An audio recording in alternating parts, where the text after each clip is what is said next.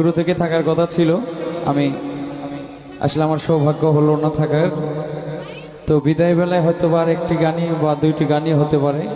আমি শাহ আব্দুল করিমের একটি গান দিয়ে আপনাদের মাঝ থেকে বিদায় নিতে চাই।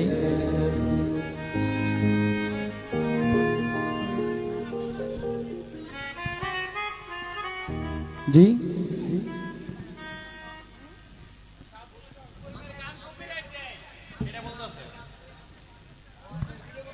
এখন কারো গান কপিরাইট হইলে কি আমরা গাইতে পারবো না? আমরা কি শুধু ব্যবসায়িক চিন্তা ভাবনা করে আমাদের জীবন চলবে? কারো প্রতি শ্রদ্ধা, ভালোবাসা, সম্মান। শাহ আব্দুল করিমের গান ইউটিউবে ছাড়লে যদি কপিরাইট আসে, এটা কি শাহ আব্দুল করিমের কোনো অপরাধ?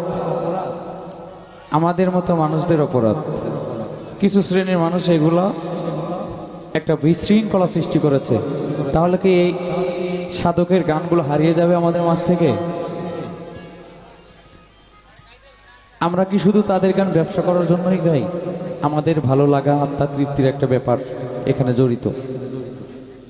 তো যাই হোক, কষ্ট নেবেন না। আমার খুব ভালো লাগার একটি গান। আমি প্রায় অনুষ্ঠানে আমি শেষের দিকে গানটা করার চেষ্টা করি। আপনাদের কাছে আমি ক্ষমা চাচ্ছি।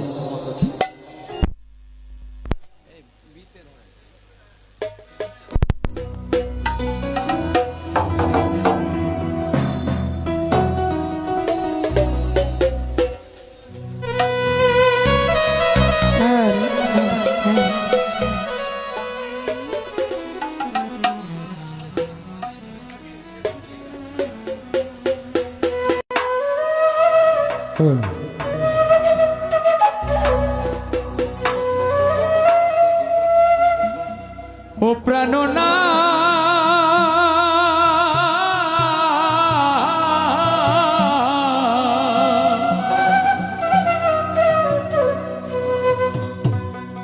ছাড়িয়া যাহায় ও না বন্ধু রে,